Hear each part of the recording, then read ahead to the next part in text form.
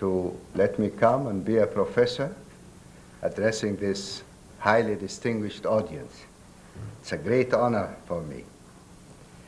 And the subject I have chosen to talk about tonight is something of great importance to America as a nation, to the Americans as individuals.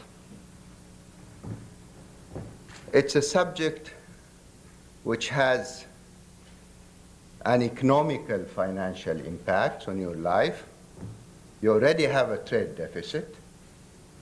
You work very hard to deal with it, but with a huge amount of imported oil, probably at a higher price than what it is prevailing today, that trade deficit will be much larger. At the same time, it might affect the value of the dollar, which might also have an impact on inflation. So something has to be done on that level. Politically, there are some Americans, they really hate to see America depending on Arab oil. But let us get rid of these emotions, I mean the political emotions, and try to examine the facts. And this is what I want to do with you this afternoon, to examine the facts and the possibilities. Try to analyze them for you. And then we together, during the question and answers, we try objectively to reach some sort of conclusions to see what is the future. And to begin with, no one can dispute the fact that this country dominates the world of oil consumption. This is because of the huge economy you have and the lifestyle most of the Americans enjoy for a long period of time. In 1988, the United States has so far accounted for 1/3 of the non-communist world consumption. Though not as impressive on the supply side, the United States, with 21% of the free world's oil production, is nevertheless by far producing more than the second largest producer, Saudi Arabia, by almost 85 percentage points. More importantly, U.S. oil imports in 1988 amounted to 23% of inter-area oil movements in the world, 8 percentage points ahead of Japan, which was the #1 oil consumer and the #1 oil importer.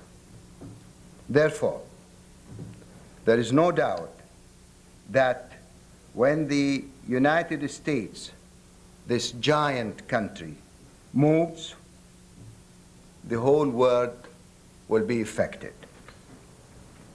When your consumption goes up and your production starts to decline, you will affect everybody, but especially you will affect the Gulf region, the largest oil producer in the world, with the real incremental oil at present. And my intention this afternoon, after a brief review of the current situation, is to sketch the likely future path of the U.S. oil consumption under various assumptions about oil prices and economic growth. Then I will deal with the production side, especially regarding the lower 84 states. And finally, with these two components, we can estimate the magnitude of US imports and the extent of its dependence on Arab oil. We then have to examine the geopolitical implications of rising US reliance on Arab oil, ending with some personal thoughts on the policy front. With regard to the past, US oil imports have followed variations in the demand for oil. Since oil production has tended over the past 15 years to decline slowly year by year or remain flat due to the compensating effect of the Alaskan production, the sharp fall in the price of oil in 1986 led to a surge in demand and an accelerated rate of decline, especially in the 48 states. Alaskan production was not able to compensate for that as it did sometime in the past. And your oil imports took off, rising from 27% of your consumption in 1985 to 41% in 1989. It is interesting to note that US incremental imports from OPEC in 1989 compared with 85 amounted to 45% of the increase in OPEC production over the same period. If we accept the official claim that the US policy had led to what happened in 1986, we then conclude that the US is the best friend that OPEC has ever had. Now, how have the sources of US oil imports changed over time? In 1973, the year of the so-called first price shock, the net US imports were 35% of its oil imports consumption. Canada and Venezuela accounted for almost 40% of that. By the time the Iranian Revolution and the second price shock, US imports were above 40% of its consumption, mostly coming from OPEC countries, namely Saudi Arabia, Nigeria, and Libya, who accounted for no less than 38% of your total consumption, your total imports.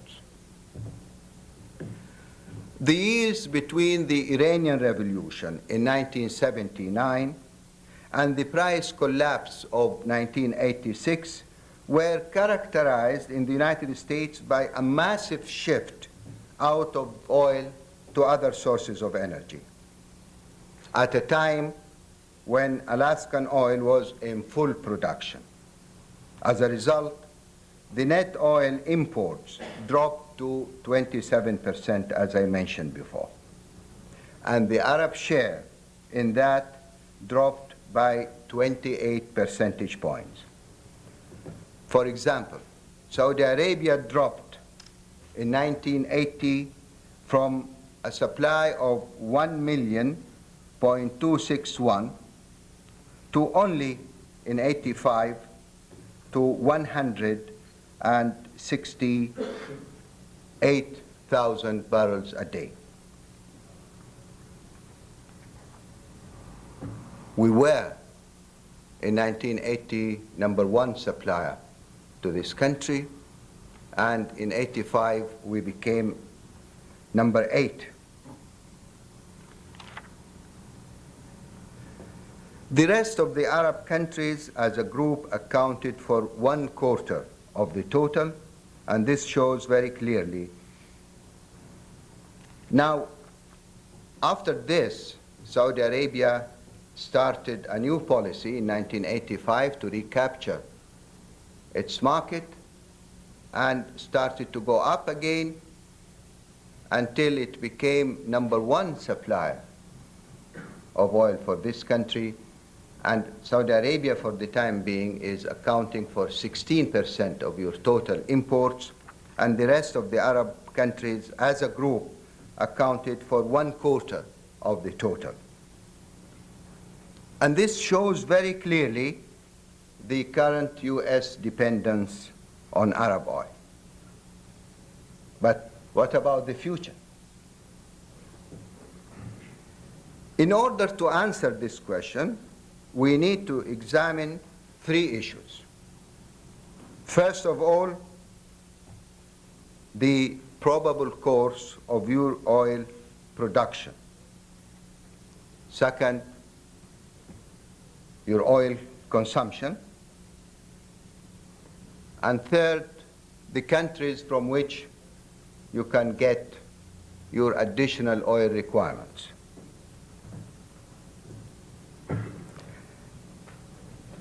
The oil consumption and oil production depends on the price of oil. And the third issue depends on the first 2, how much you need to import. And all these issues depend in turn on the price of oil. So we are facing a vicious circle. But we have to break that. And we have to make certain assumptions and some scenarios. So the first assumptions we can assume is that your oil, your growth, your economical growth, will be between 2.5% up to 3% in the coming decade. I take into consideration the fact that there is a slowdown in economy right now, but hopefully it will be, as they say, a soft landing, which will not take that long, and then growth will become higher, and on the average it will be about 2.5% to 3%. We also assume that inflation will be 5%, the same level you have now. With these 2 assumptions, we also assume 2 scenarios for the price of oil. One is that it will remain at $18 per barrel in nominal term for the remaining part of the century, for the coming 10 years. When I say $18, I mean the OPEC basket, not the price of your North Alaskan slope or the West Texas Intermediate. And the second scenario for the price is a price of oil to be maintained in real terms from 91 until the end of the century. As to future oil consumption, production, we have made separate assumptions with regard to Alaska based on what is recorded and mentioned in your specialized journals. But when it comes to production in the lower 84 states, on the other hand, it is not that easy to predict because of the sharp fluctuations in the level of prices. As you might recall, the increases in the price in the 70s seemed to have arrested the sharp decline in the level of production from those 84 states. And then, with the crash of the price in 86, that decline was much, much more than what it was before. It came down to 4.3%. But what is really disturbing is that exploration activities now are not really what we hope to see, for a variety of reasons. One of them is the low price of oil, but lately for environmental purposes. So we don't really expect much, and we don't expect Alaska to do better. As a matter of fact, as I said, it will start declining. It already started declining. So in order to look at these eventualities, we have to make some assumptions. And I have chosen three scenarios.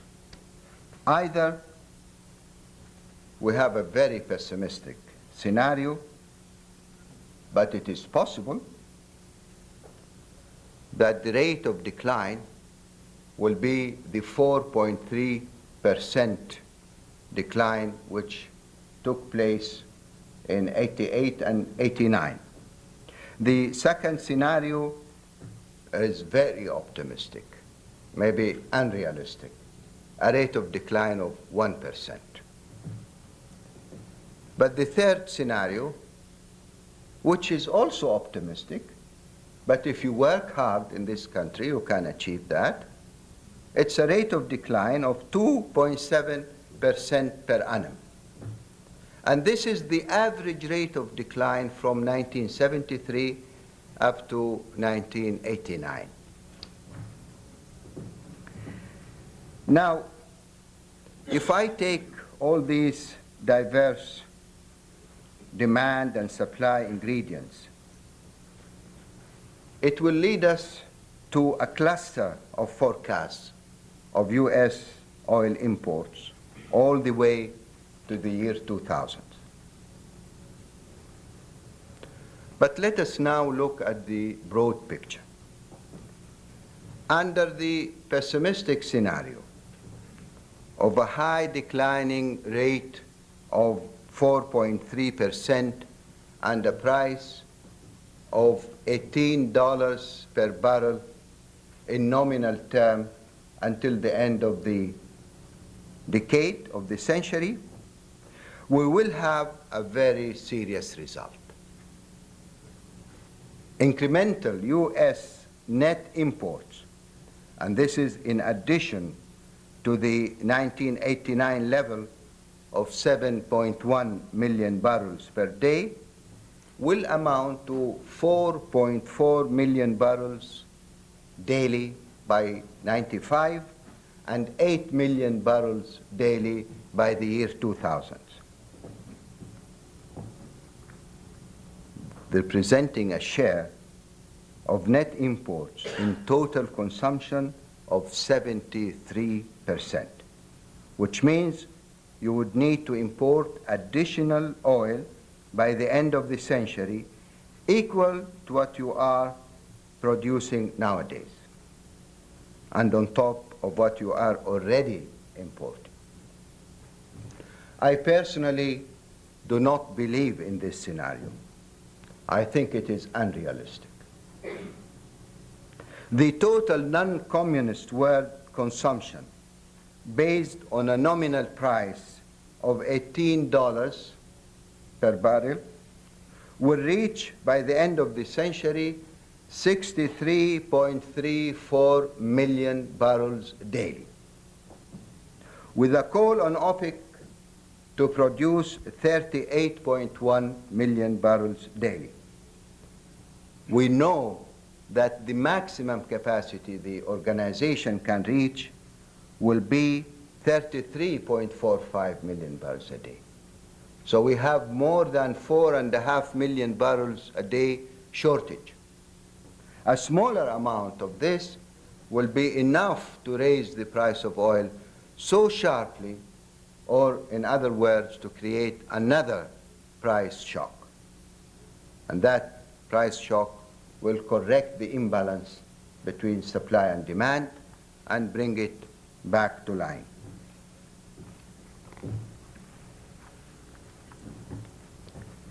The other optimistic and realistic scenario, based on the lowest decline rate for the lower 48 states, over 1% only, and rising real oil prices result in a net import share by the end of the century, which is about the current 41%, which is prevailing now. But if I take the average rate of decline from 1973 to 1989, which is the 2.7%, and I assume a price based on constant real oil prices, which means the same $18, we increase it yearly by inflation. If I do that, then your requirements by the end of the century will reach an additional 2 million barrels per day on top of what you are now importing. But you might ask, from where you get that oil? And I made some close examination for the current and future sources of oil. I have come to the conclusion that Saudi Arabia is likely to capture a quarter of the US net oil imports over the next decade. Canada, Venezuela, Mexico, and Nigeria together may take about 1/3. But I have to remind you that your neighbor Mexico, in order to maintain the level of production nowadays, they have to put up very heavy investments. And if they want to increase that level, the amount of investments is too big. And you have to share in that. You have to help in order to get something more. Venezuela is in a better position. And Nigeria can help, but it is very difficult to increase their production. Kuwait and Iraq will take at least 1/10 each of them.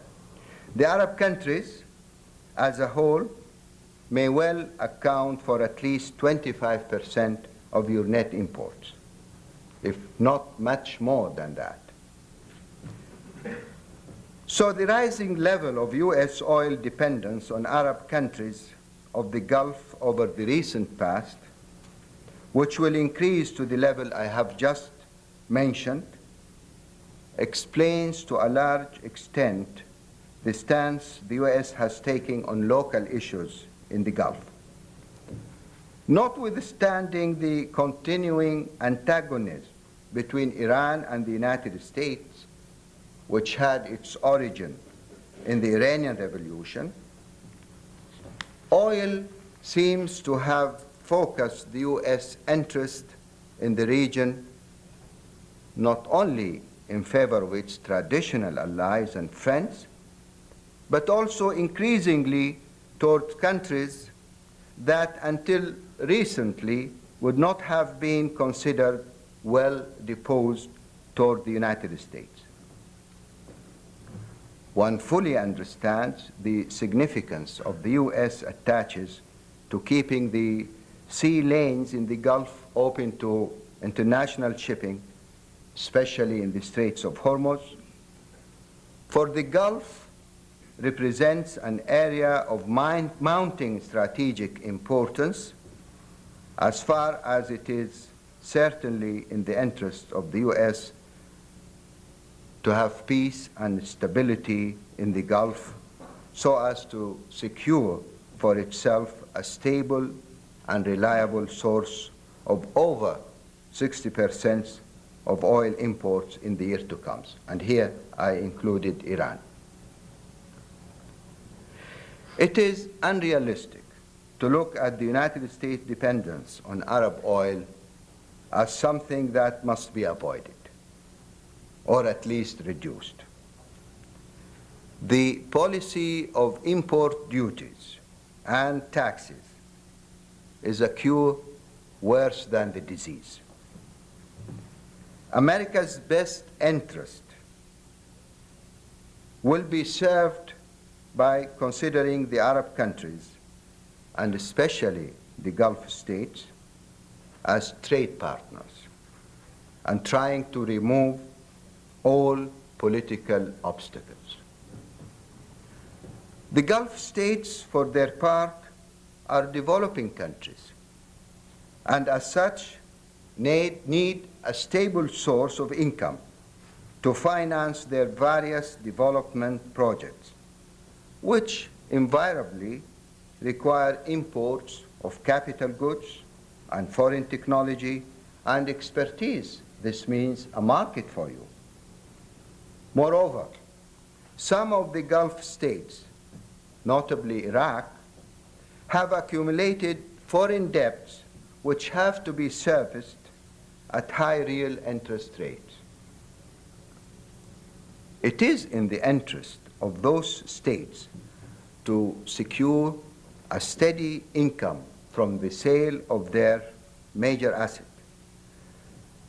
They need both oil price stability and a secure source of demand for their oil in order to be able to depend on such export earnings.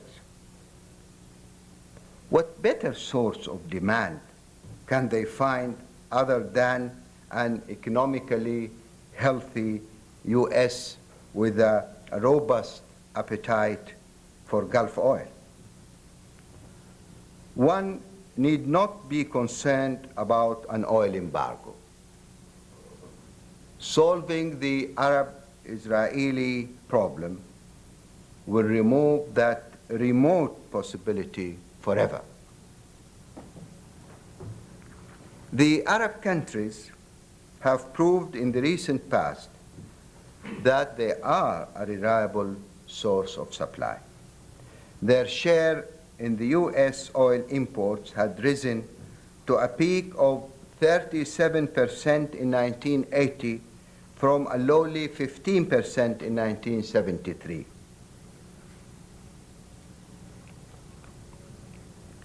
The successive administrations during the 70s had no concern about the buildup of U.S. imports from the countries that had imposed certain restrictions on supplies destined to the U.S. This is definitely because they made a careful political assessment concerning the likelihood of another oil embargo. Thus, the U.S. and the Gulf are locked into a relationship of mutual dependence, which also makes commercial sense. For if the doctrine of comparative advantage in international trade is to mean much,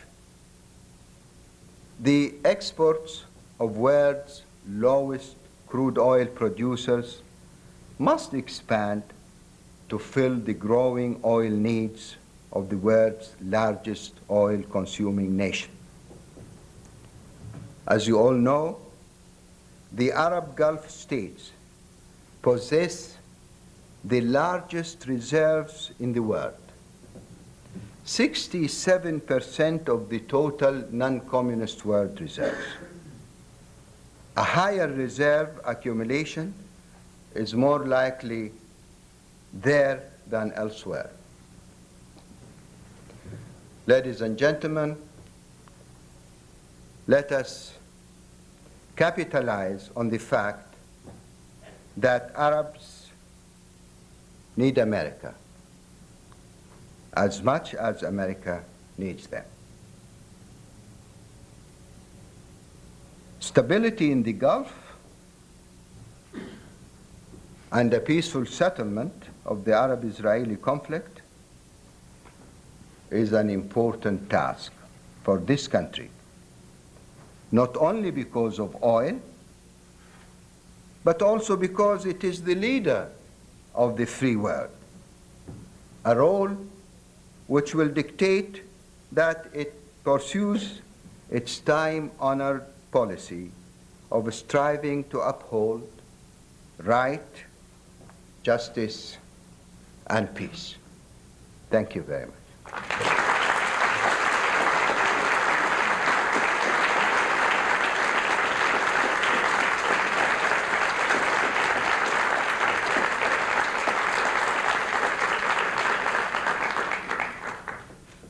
Those wishing to ask questions may approach the microphones here on either side. And I think it would be helpful if you identified yourself so that His Excellency Sheikh Yamani will know who his interrogators are.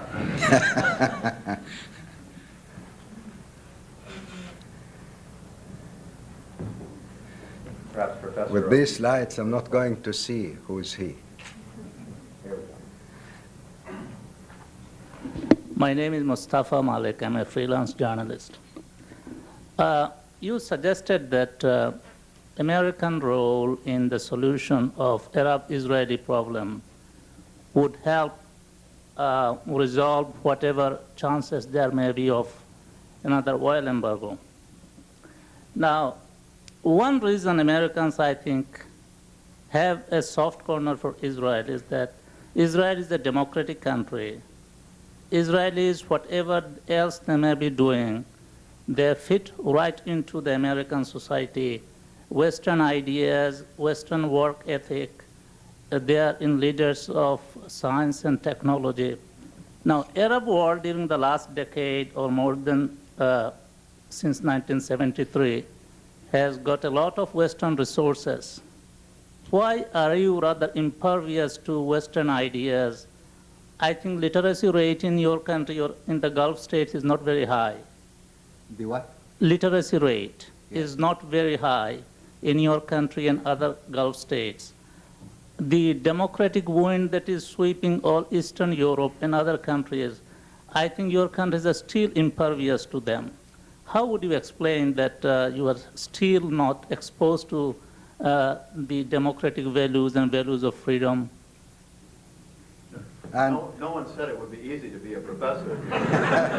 and you consider what's happening now in the occupied territories, killing young boys and girls in hundreds, and blowing up houses, and breaking bones of those young boys and girls is democratic, and this is in line with the conscience of the US people. Now, Israel is formed from a group of Western people, mostly coming from Europe and partly from the United States, which brought their ideas and their values. Muslim countries, they have different values and ideas. This doesn't mean that the United States cannot deal except with Western values. We are heading for a new era in front of us, where we will see a large variety of superpowers in the world, not only the two we have right now. And they will all compete in these third world countries for the market and for the resources and everything. I think it is in the interest of the United States to compete with friends in the area of friendly countries. Now, The developing countries, whether they are in the Middle East, the Arab countries, or elsewhere, are working very hard to build their economy, schools, universities. This does not happen overnight. And if you look at what happened in Saudi Arabia in the last 10, 15 years, the number of universities which were built, and schools and highways and industries, this is in the way of a developed country, but it takes time. As you might know, the illiterate people in my country are now becoming much, much less. The achievement is so remarkable, it sounds like a miracle. And this is not only in Saudi Arabia, elsewhere. So we are doing as much as we can, not because of the United States, but because we believe in building our country and having a better life for our people. I don't see a link between this and that. I think America has to help these countries, whether they are Arabs, Africans, or Asians, to build their countries, upgrade the standard of living of the people everywhere, and not to punish them, penalize them for being backwards.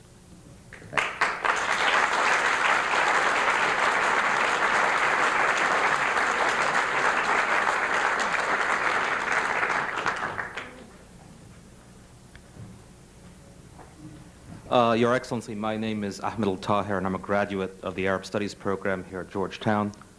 And my question was concerning a recent study. The Bahrain-based Gulf International Bank has concluded in a recent study that OPEC in the 1990s as an organization will be, quote, less relevant as a principal determiner of oil prices because of the downstream refining activities of the big three, namely Saudi Arabia, Kuwait, and the UAE. And therefore that consumer nations and their refiners in the US, the UK, and Spain will possibly play a bigger role than OPEC in this area, maybe even undermining the organization. What is your comment on this? Sounds very strange, because if you talk about the downstream activities of those countries compared to the crude of oil they're going to produce and sell, it is far below 1/2 in the case of Kuwait and probably 1/4 in the case of Saudi Arabia. How do you consider the producers of this important commodity not to be in charge of their oil, because the price of oil will be determined in the downstream? The price of oil will be determined by the supply-demand situation. If they don't increase their production to meet the rising demand, prices will flare up, no matter what the consuming nations will do. So it is in the hands of the producers, really, to do whatever is possible. Right now, at a time when it is a buyer's market with a huge surplus of oil, OPEC, with a lesser strength and a much weaker muscle they have, are able to maintain a stable price of oil now for so long, almost 2 years, and the fluctuation is almost nominal. So I didn't read that study, but I have to say it's not really in line with the reality, the economical reality. Thank you. Sheikh Zaki, my name is Eugene Bird, and my latest incarnation was as coordinator for a call on Congress by 400 Americans who, in general, sought a friendly audience on the Hill the same day that Prime Minister Shamir was there. And we find that there is a change in the attitudes of Americans, of mainstream Americans, a more thoughtful understanding of the Israeli-Palestinian peace. I think that the interfaith call on Congress is just one of many demonstrations of interest by mainstream Americans in what happens in the Middle East on a very balanced basis. We want to see peace. We want to see some of the things you've described.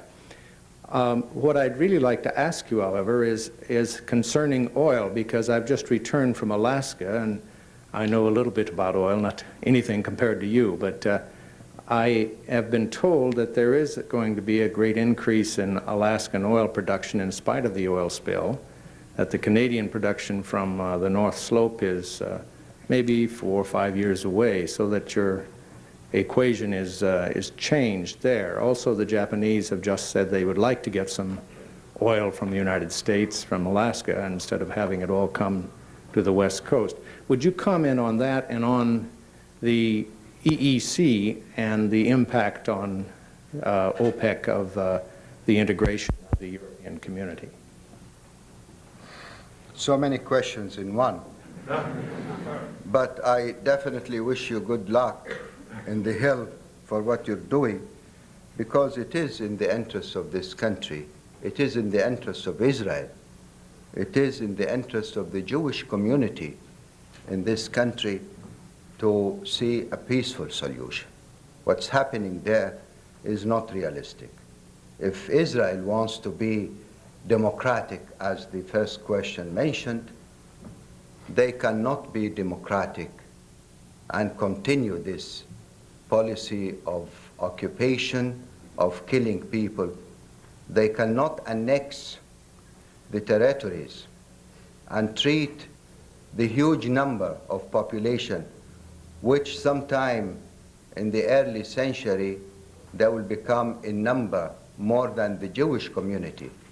It's either they consider them as second-class citizens, like what's happening in South Africa, and then they will not be democratic. They cannot be proud of that. Or they will not have a Jewish state. It will be overpopulated by the Arab citizens. Anyway, we hope that the slow process which we see here and back in Israel and among the Jewish community here will realize these facts and will capture this golden opportunity which might not repeat itself and reach a peaceful settlement. But then we come to the other parts of your questions. You gave me some very good news about Alaska. I'll be more than happy to see this as a reality. But from all the informations we have, and if you read the oil and gas journal in this country, it has the declining rate of the Alaskan production. The major oil field there already started declining. You have more than 100,000 barrels a day drop in the Alaskan production this year, and you'll have another drop next year, and so on. While exploration is not really that promising, and especially what happened for Exxon and that unhappy accident which took place. But maybe the Canadians can do something. I come to a third point you just mentioned, that the Japanese want to buy oil from Alaska. Of course they want to buy oil from Alaska, but you refuse because they want to correct the balance of trade with you, take some oil from you instead of buying your meat or other products. But you refused all the time, and there is a regulation forbidding them from doing that. You are entitled to get your oil than to ship it abroad and import more from elsewhere. So this question of Alaska, even if you can ever arrest this decline, will not change much in the whole picture. But let's hope, I cross my finger and wish something as a miracle can happen in Alaska.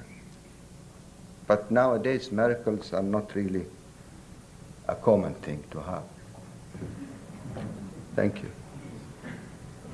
Your Excellency, my name is John Hurley, and my question regards OPEC. You made little mention of OPEC in your speech, and I'm wondering, next year, I believe, is the 30th anniversary of OPEC, and I'm wondering if you would look into your crystal ball and 10 years down the road, and what will OPEC look like in at its 40th anniversary? Indonesia says that they will, in the near future, no longer be able to be a net exporter, and this may be true of other OPEC members. Though I forgot my crystal ball at home, nevertheless, I can answer the question. You know, OPEC will be different by the end of the century because, as you said, Indonesia, maybe Algeria, Qatar, and few other countries will gradually disappear as oil exporters. The bulk of the oil will come from the Gulf. At least 75% of the exported oil in the world will come from the Gulf. Venezuela will be another major exporter of oil. So it will be almost Venezuela and the Gulf states. And you will have either a mini OPEC inside OPEC, so strong, and if you follow up what's happening now, with the Gulf states refusing to abide by a quota, unless the discrepancy in giving quotas and the formula is corrected, it shows that they want to impose and get their own right, regardless of whatever pressure they'll be subject for. So I think in the 40th anniversary, OPEC will be much, much stronger than what it is today, but smaller in size. Quality, not quantity.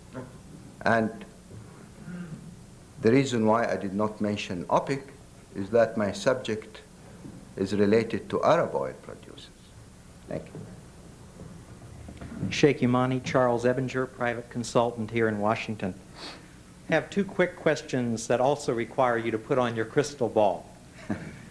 The first is looking 10 or 15 years on the horizon, what you believe the energy situation in the Soviet Union and the Eastern socialist countries will look like. Will they take their prodigious reserves of oil, coal, natural gas, and other fuels and become a major player?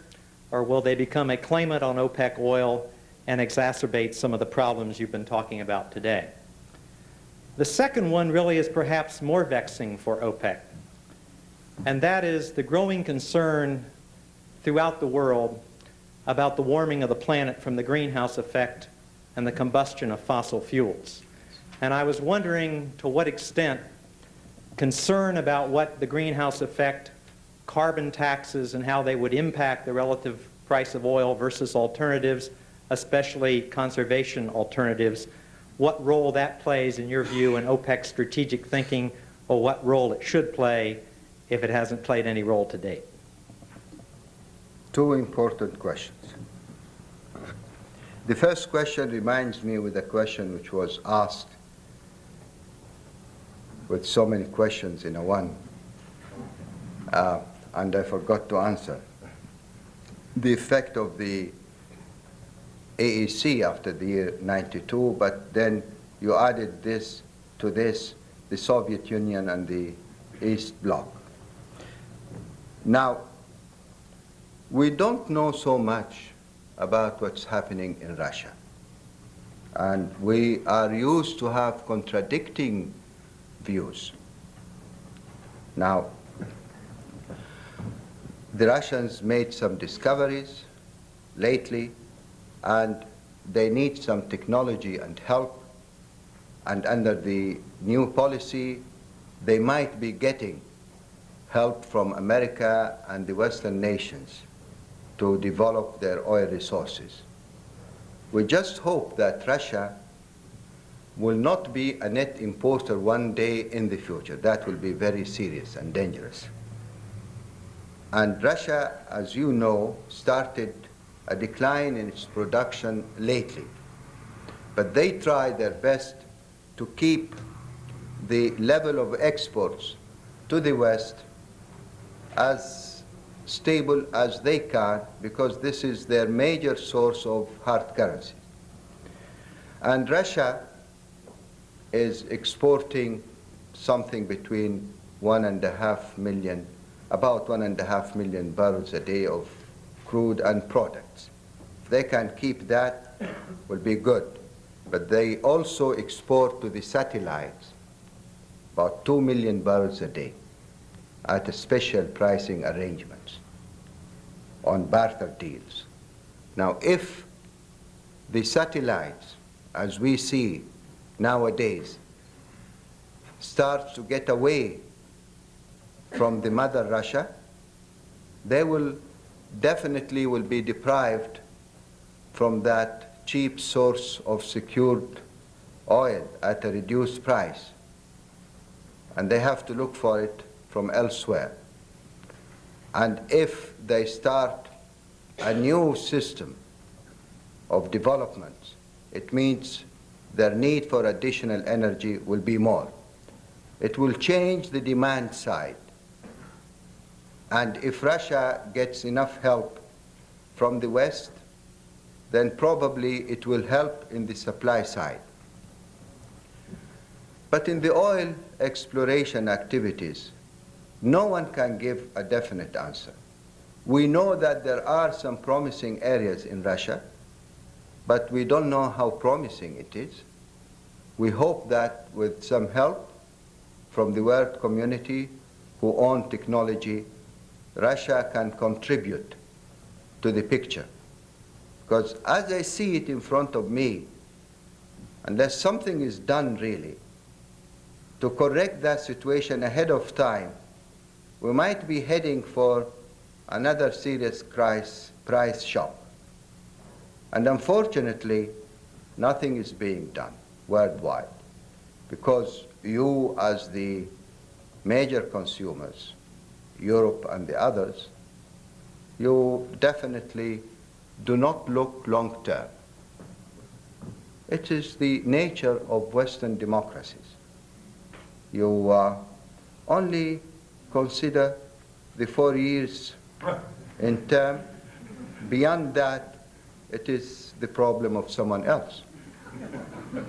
So we just hope for something from Russia to help this. Now, if Europe becomes a big federal state sometime in the future, with some of the Eastern European countries becoming either neutral like Austria, or maybe even part of the Western community, maybe East Germany 5, 6 years from now, who knows? This, of course, will have some political impact on the energy scene, especially when it comes to the Gulf area, because they will conduct a policy which doesn't need to be in line with the policy of this country. They have greater need, and they have stronger relationship with the area. But it means additional demands, unless something is done. Now this leads me to your second question, which is very important, the greenhouse effect and the environmental concern. And here you have two areas of impact. You have the impact on exploration, which means less exploration, less supply. And you have the impact on consumption. And then definitely something has to happen. But what is the substitute nowadays? The first thing you have to do is to reduce consumption burning coal, because the effect of burning coal is much higher and greater than oil. And you have to consume more gas. It's clean, but where is that gas that you can replace oil with?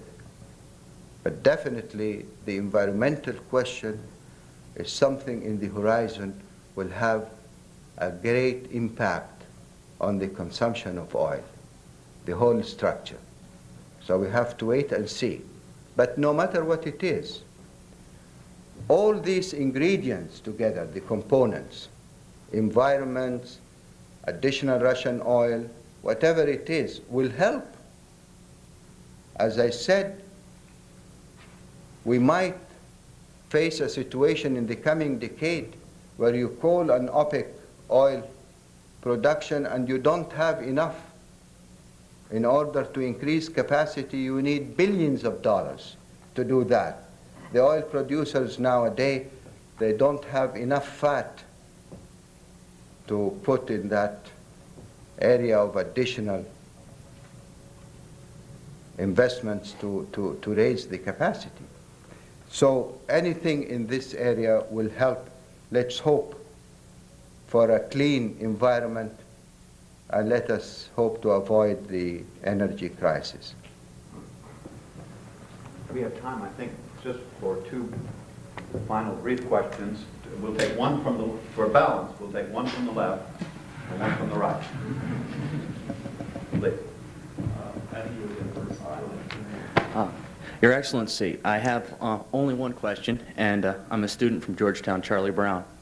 What will Saudi Arabia do going into the future to maintain a consistent price in oil to help those developing countries? Though, as you pointed out earlier, they need the consistent price for their development to repay the loans that they need to rebuild their economies or build them in the first place. You mean Saudi Arabia to help the third world in their debts? No, not in their debts, but the countries that already, the oil-producing countries, the ones that are developing, the Iraqs and things like that, that need the oil to develop their countries further, and the ones that are bringing on production. What will Saudi Arabia do to keep the oil price at about the $18 a barrel level, because of the problem with the West Texas is at $19.90 right now, and if it goes above 2021, it probably will trigger American exploration and American production internally. What will Saudi Arabia do to keep this oil at that $18 barrel price? We would love to see exploration triggered in this country. I mean, we are not against it. I mean, we have to be honest with you and with ourselves, because we are moving from one era of a supply, a surplus in supply, to a balanced situation, to a shortage in the supply of oil. So we are not against this. As a matter of fact, if we can get a higher price of oil, for the better. In the scenarios I gave, the best scenario, which is difficult but possible, is to see an annual increase in the price of oil. And even with this scenario that I gave, you will face a huge amount of oil to be imported to your country. So I don't see a Saudi policy against increasing the price of oil, because it is in the interest of the consumers and the producers. But maybe we don't see that, because there is a surplus now, and maybe you'll see oil floating in the market, not finding a buyer. The oil companies are doing their best, really, to stabilize the price of oil. They're playing an important role nowadays. But your assumption are not really very correct. And what we do is to let it go. We will increase our production as much as we can in order to get more revenues, of course, to build our economy. And Iraq will do the same. So there is nothing much to do more than that. Thank you. Thank you. Last question. The leftist question. Sheikh Yamani, Nabil al-Khwatar, Podopolnitsy School of the Johns Hopkins University. In 1980, I was at the University of Petroleum and Minerals, and I remember when you said that oil prices, if they remained at $40 per barrel, would eventually price out oil as an energy source, as a primary source of energy for the world. And if I remember correctly, I, myself, and many friends were very angry to hear that. We didn't believe you, and we thought it was, we just didn't accept it. We didn't know what you meant by it. You were right. How? Okay. But you're not off the hook. I have a question still. Why is it you knew, or at least you saw something that we didn't see, which was that consumers were cutting back on consumption, exploration was continuing in the West and in the East? It's a two-part question. One, why didn't you try to lower prices earlier, say in 82 and 83, when demand was obviously falling? And the second part is it true that the United Kingdom deceived OPEC several times throughout the early 80s by promising that they would not increase production, and then year by year continuing to increase the North Sea production? That's the question. So many questions. Now, I assure you, what I said in 1980, and even in 79, we were in Caracas, and I told some journalists, at that time we were still increasing the price of oil. It did not reach 30, it was 28. And I told the journalist, I expect the price of oil to fall down and OPEC countries to compete with each other, and there will have a crash in the price of oil. They went running to the Nigerian minister and told him what I said. Nigerian minister said, well, he's joking. They went to the Iranian minister. He wasn't that diplomatic.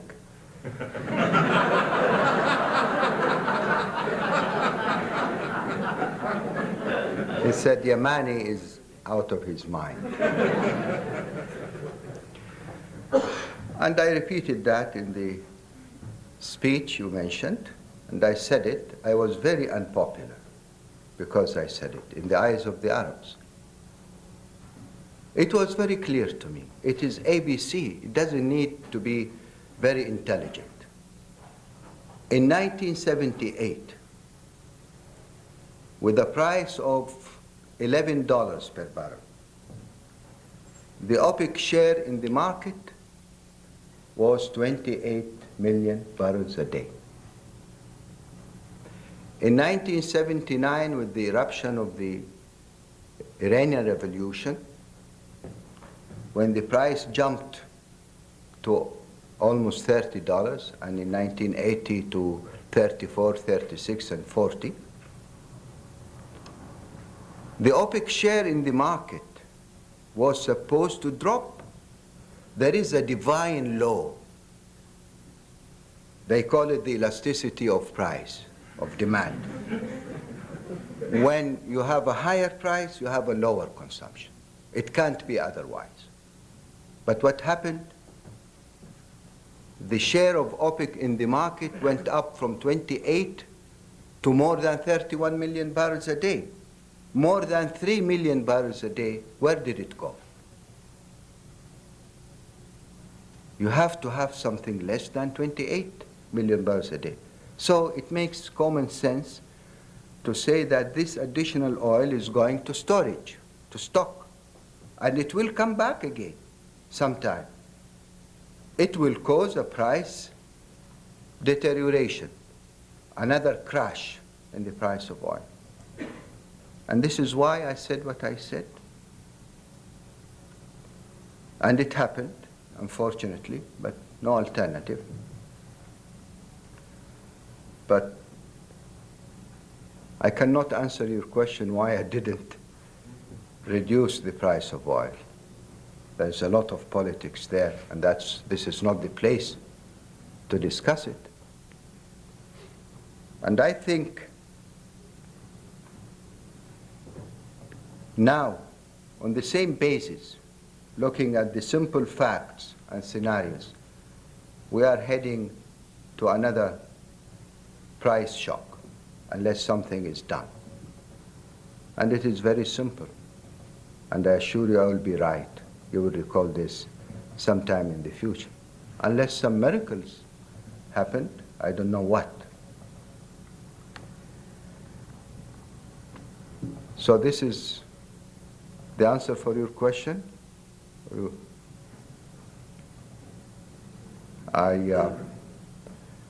the United Kingdom, there was a question on the United Kingdom. I'm trying to avoid that by my subconscious.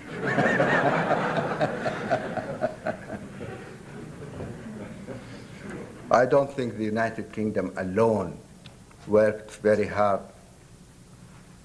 to see what happened in '86 happening. I think this country can share to get that credit. I don't say that they deceived us. That's their policy, their country. They will pay the price for it. I don't think it is good in the long run for the United Kingdom economy or energy supply, but it's a major power in the world, a major oil producer. They did what they did. They have their experts and politicians and economists, and they know better. We are outsiders. But it is the so-called free market economy, which works in certain areas and not in others. You allow yourself to dominate the money market and play with it and do and interfere in everything. But in oil, they did their best to see what happened in '86 to happen. And the price will be paid. Will be paid sometimes in the mid-90s or at the end of the century. You cannot avoid that. It's the law of supply and demand. And thank you very much.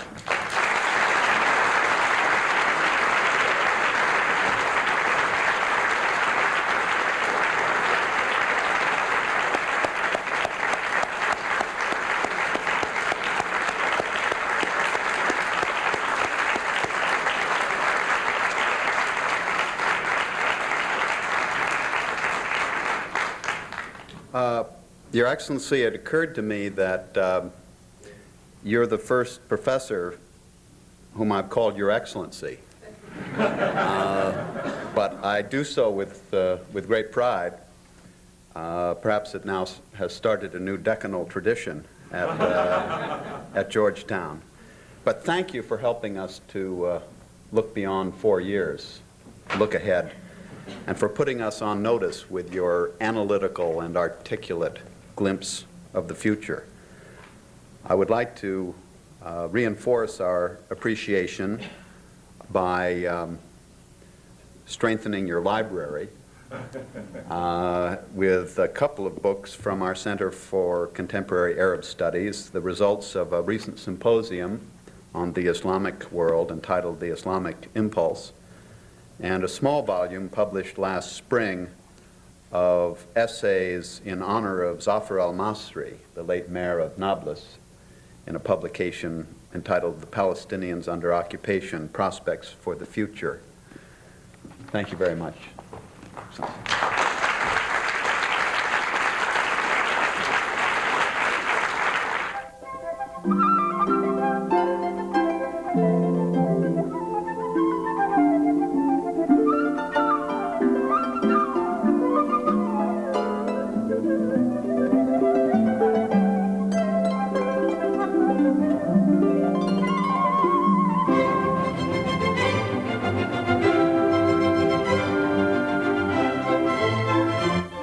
Concludes remarks by Sheikh Ahmed Zaki Yamani. Be sure to join us later in the morning when we'll bring you a number of live programs from London. C-SPAN has been airing programming from the UK over the last week. At about 5:30 a.m. Eastern Time, we'll bring you the state opening of Parliament. Coming up in just a moment, a call-in program recorded in London Monday.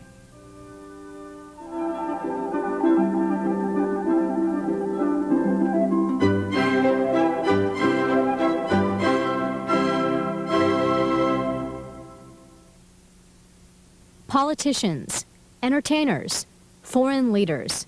Today's newsmakers at the National Press Club. Watch them on C-SPAN. Saturdays at 6 p.m. Eastern Time, 3 p.m. Pacific.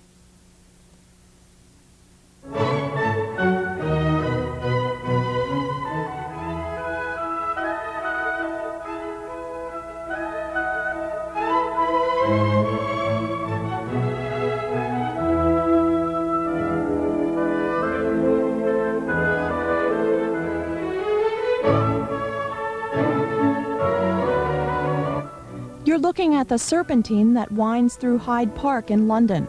As part of our coverage from the UK, we'll now bring you an interview with Georgina Henry of The Guardian and Maggie Brown of The Independent. Both are media critics for their respective newspapers.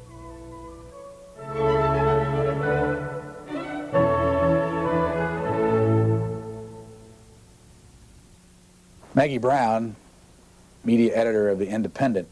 One of the things that the Queen's going to talk about in her address is the decision on the part of Mrs. Thatcher's government to change the broadcasting system in this country. What's it all about? It's an attempt to open up the system to new players, to make it much more commercial. At the moment, we have a BBC which is funded by licence fees and is non-commercial, takes no advertising, and we have 15 ITV companies who divide up the country in monopoly bits and have the right to sell the advertising time in those little areas, and they all put together some form of commercial schedule. Now, she wants to change the system totally so that in '92, whoever wins the right to broadcast will be paying a lot of money to the Treasury for the right to do so. And the system that's being proposed in the bill that will be talked about tomorrow in the Queen's speech will be a form of auction. The highest bidder will get the rights for the next 10 years to broadcast and sell advertising airtime. It's very controversial, Brian. Do you think it's a good idea? I think it's very dangerous.